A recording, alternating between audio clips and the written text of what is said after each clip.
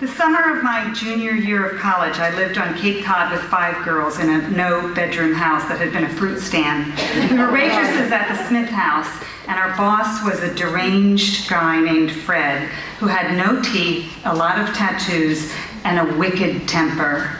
He was also the owner and the chef, and he was panicked about all the money he was losing. So we would go in to pick up our order in the kitchen, and we would find him with an enormous butcher knife over his head, and he would say, "Push the motherfucking lobster." And we would go out and we'd say, "What would you like, lobster maybe?" And if people didn't order it, we'd go back to the kitchen and he'd say, "You couldn't sell water to a man on fire. You waste of space."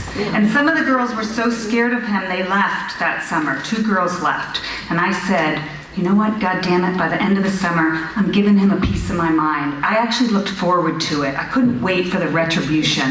He was merciless with us.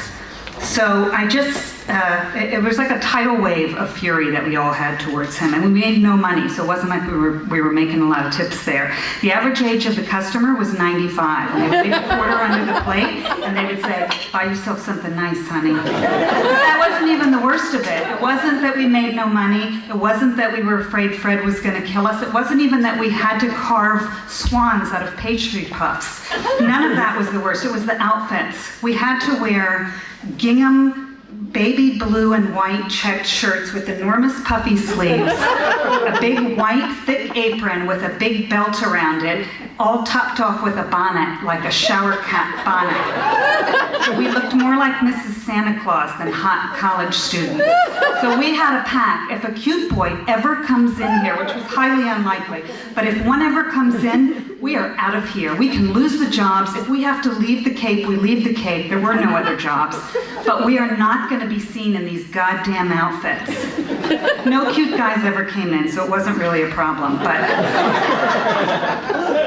less than a week to go by the end of the summer, I see my friend Claire pointing her bonneted head towards the front door, and I look, and there's a pack of cute, young, male humans. And we go crazy. There's lip gloss application and a frenzy of bonnet hiding, and we're in the bathroom, and we're like, "Oh my God, oh my God, oh my God." And so we say, the pack, we're leaving. So we go storming to the kitchen. We're running in, we're ripping off our aprons as we go. We go to Fred, we're like blowing kisses to the dishwasher we all had crushes on, Marvin. And we see Fred in there, and his eyes are bulging out of his head. And I think, yeah, this is it. And he knows the gig is goddamn up. And all of a sudden, something crosses his face that I never, ever expected to see, and it was hurt. He was hurt. And all of a sudden, I saw him differently. And he started to yell at us and to say, "Get your goddamn motherfucking asses back on the floor."